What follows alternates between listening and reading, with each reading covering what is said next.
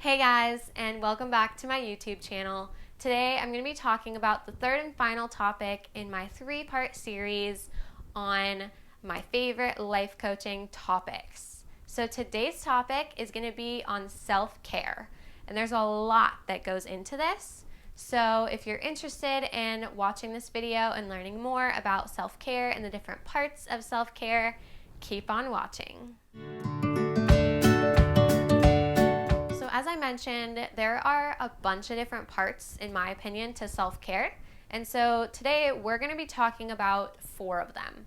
So those are going to be physical, mental, energetic, and relational.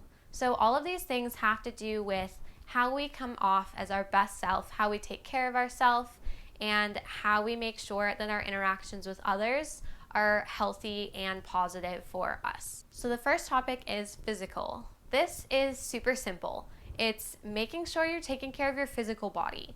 You're eating right, you're getting the calories you need, you are moving your body, you're exercising. All of these things play into our physical self-care.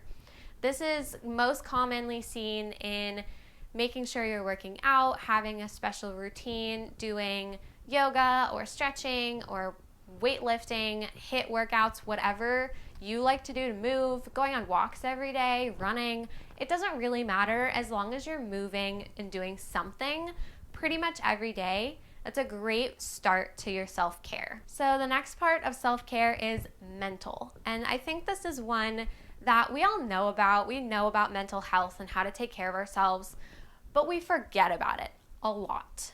And so in mental health and making sure that you're doing mental self-care, we want to make sure that we are letting our brain have a break sometimes. So a lot of us, including me, have brains that just go 100 miles an hour all the time, and we just never give them a break. And so through mental self-care, we just give ourselves and the permission and the ability to give our brain a break.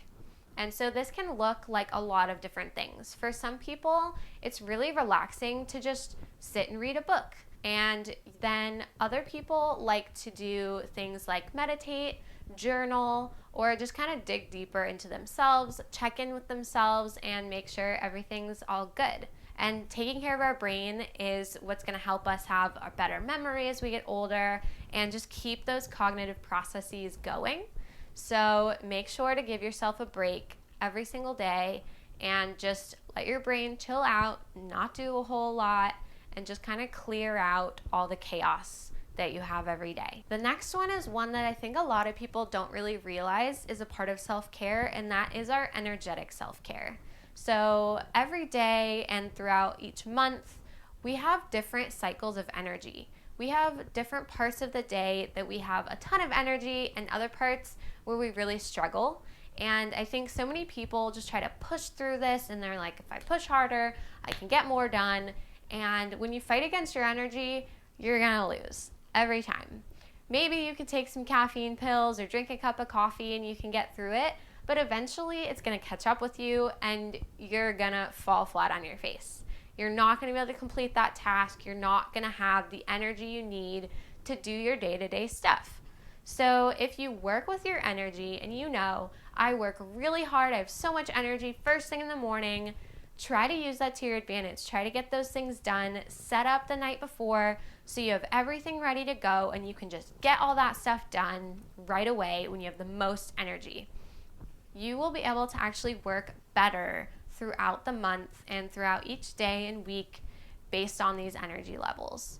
And a lot of things that are impacted by our energy levels are willpower and our self-discipline, also even just our coping skills. So when you are making habits and you're changing things in your life, it actually takes energy to say no to things. So the more energy we are expending doing all these random things and pushing ourselves, the less energy we actually have to take care of ourselves, to create boundaries, to have those coping skills, to make the smart, healthy choice for us instead of caving and going back to bad habits. For me personally, when I tend to struggle with my energy levels, I watch a lot of TV.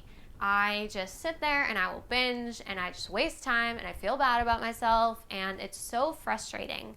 But if I'm giving myself the time to just really have the energy to cope with things, then it's like, no, instead of watching TV, I'm going to go meditate, or I'm going to go for a walk, or I'm going to go play with my dogs, or whatever it is. If you have the energy to really have the willpower and have those boundaries and have those coping skills work for you, you're going to feel so much better about yourself. And guess what? You're going to have habits in place for later on when you have low energy. You're going to naturally want to go meditate. You're going to naturally want to go play with your dogs instead of watch TV. And as you build those habits, you're going to feel so much better.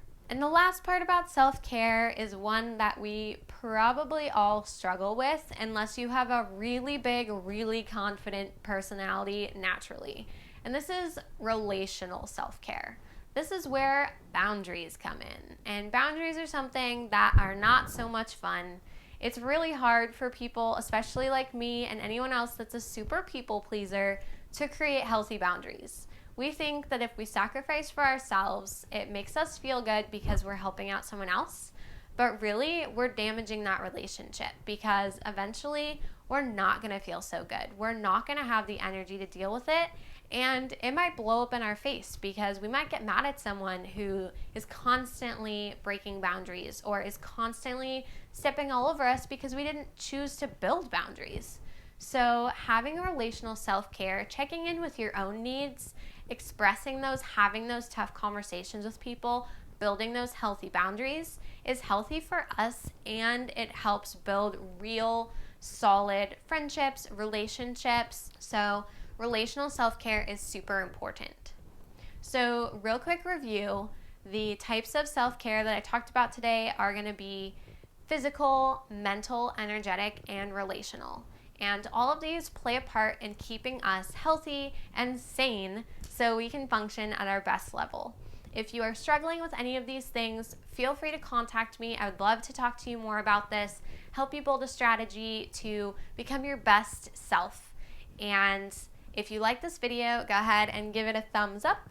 And if you want to see more coaching content or any of my other content, feel free to subscribe and hit the notification bell down below.